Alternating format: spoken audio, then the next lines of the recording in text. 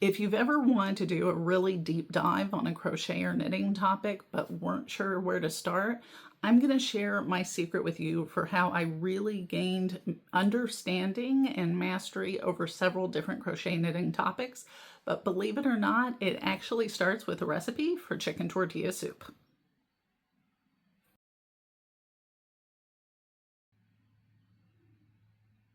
Hey everyone, it's me, Lindsay.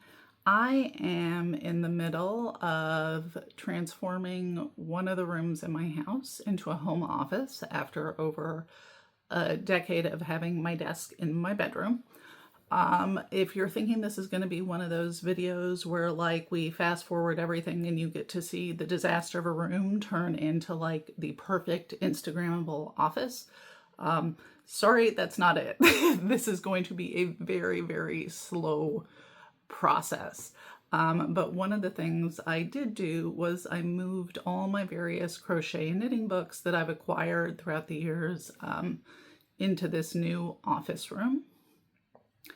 And as I was like unpacking book after book about Tunisian crochet and book after book about knitted socks, it got me thinking about what my process has been over the years when I really want to do a deep dive into a crochet or knitting topic and really learn all I can about it. And I thought I would share that kind of philosophy or that method with you. So the next time you really want to get into a topic, it can kind of give you a guide as to how to do that. But believe it or not, it actually starts with my recipe for chicken tortilla soup. I know, just hang with me. So I love chicken tortilla soup. I'm a big soup person, and it was a soup I had had at this one restaurant in Austin continuously. So when I moved up to Connecticut, I very much missed it and I wanted to make it. So, when you go online, you can find a recipe for anything. So if you type in chicken tortilla soup recipe, a bunch will come up and you can just randomly pick one, try it out, see what happens. But that wasn't what I wanted to do that time. I wanted to kind of really understand what made a good chicken tortilla soup. So instead, what I did was I looked at several different chicken tortilla soup recipes. Like I think I chose like 6 or 7 of them. And I would read through them. And specifically, when I was reading through them, I was looking at the ingredients and the method. And I was looking to see what did all these recipes have in common and what varied. So I was trying to figure out kind of like what is the essence that you're always going to find in chicken tortilla soup, and what are the little flourishes that different cooks put in to kind of take theirs to the next level. And so as I was going through this, like I would spot the same thing in all the recipes, like shredded chicken or some form of tomato, either canned diced tomato or like a fresh tomato that had been diced. And there are certain things that would pop up in some recipes as kind of a little extra. So like whether you would add cilantro. Not all the recipes had cilantro, but some of them did. So how does this relate to crochet and knitting?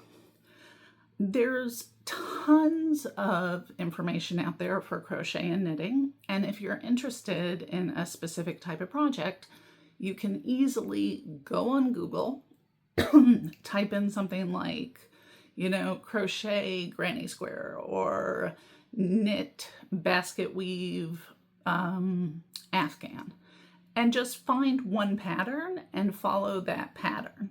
But if you really, really want to understand kind of that topic, then the method I found that really works is to pull lots of different resources and see what do they all have in common and what are the little variations between them.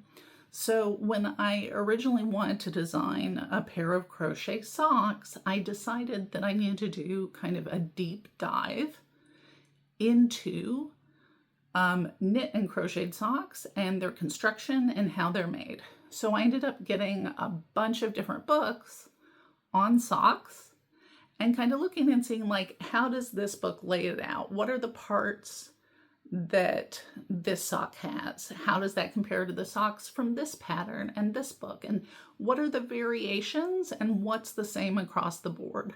And that gave me a really solid foundation for when I was looking to make a sock.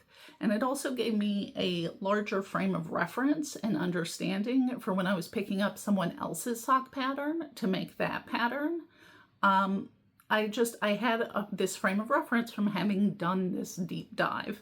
So really, any topic in crochet or knitting that you're interested in, pull together as many resources as you can find. There's tons online. You can go to the library if you are on a budget and can't just like go book splurge shopping. And as you read through the patterns or as you make some of them, look for what they have in common amongst all of them and look for the variations. And sometimes in those variations, you'll find little nuances of understanding, and you'll just gain a greater breadth of knowledge and understanding and appreciation for that crochet or knitting topic.